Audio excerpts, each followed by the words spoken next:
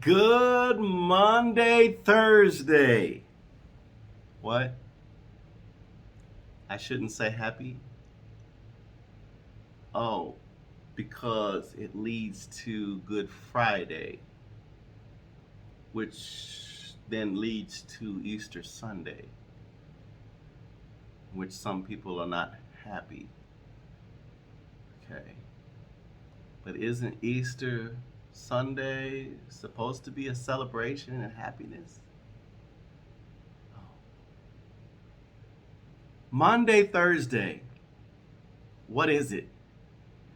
Well, if we look at the scriptures, we see Jesus celebrating the Passover with his disciples around the Seder meal, which happens to be a celebration of how Israel was released or freed, liberated from Egypt going into the promised land. And so traditionally, the Passover was celebrated at every year around this time around the Seder meal so that we can remember and commemorate our liberation from Egypt.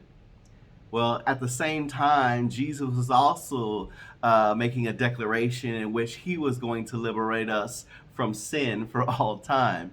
And so he gathers his disciples around in Luke chapter 22 and begins to commune with him.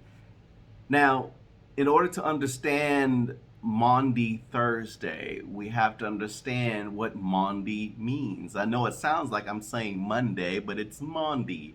It is the form of the Latin word mandatum or mandate, which means to give a command. So, what command did Jesus give them around this table?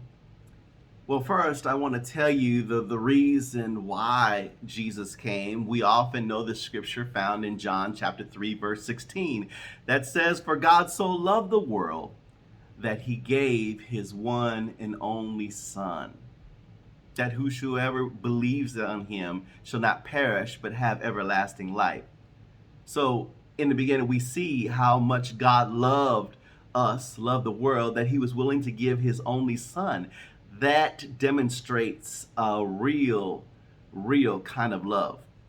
Now, Jesus is at this Passover meal amongst the disciples, and he begins to demonstrate to them the kind of love that God is trying to show through him to them so that he can be an example to display upon us. And so, if we even go to John chapter 13, where it says that Jesus knew that his hour had come and that he needed to demonstrate this before he went to be with the Father, how much he loved his disciples and how much he loved the people that he came to serve. And so we surround ourselves around this commandment that Jesus speaks to his disciples, even while he's demonstrating these things. And it's found in John chapter 13, verse 34. He says, "I give you a new commandment, that you love one another. Just as I have loved you, you should love one another. By this, everyone will know that you are my disciples, if you have love for one another."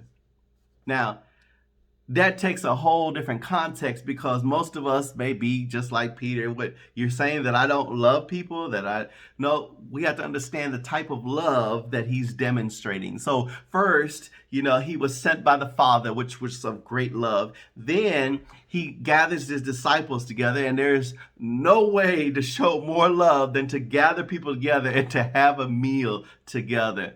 And to be able to commune with them. And that's why we have communion, that he shares in the experience with them, making it very personal with them. That's the kind of love that he's sharing. But even more so, that he gets up from the table and puts a towel on and begins to have the disciples come one after another to wash their feet.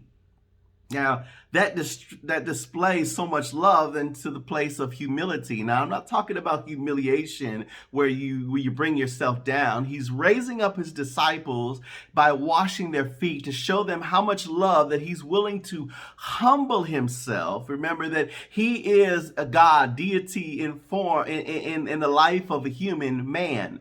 And he's showing his humility by washing their feet, so much that it becomes so intimate that is giving of himself so much that Peter often, you see him saying, no, don't wash my feet, I should be washing yours. But this is the kind of love that Jesus wants us to demonstrate to others. He wants us to demonstrate through his life, and us being collective in his life, that we demonstrate to one another.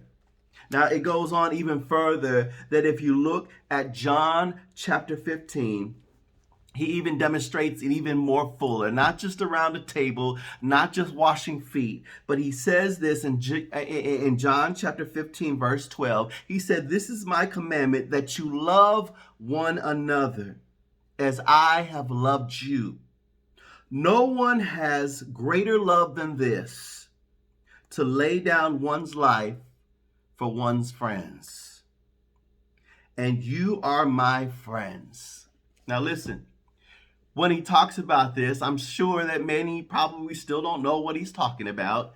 But the thing about it is, he says, look, if you love somebody, you will go to the full extent to show them your love, that you're willing to lay down your life for them.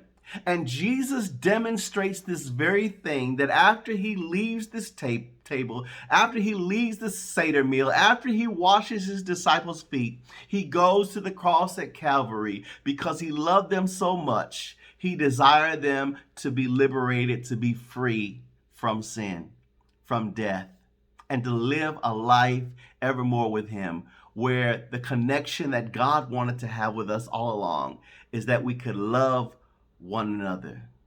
No greater love. Happy Maundy Thursday. Remember this for the next couple of days as we celebrate this Easter weekend. Show somebody the kind of love that God has shown you. God bless.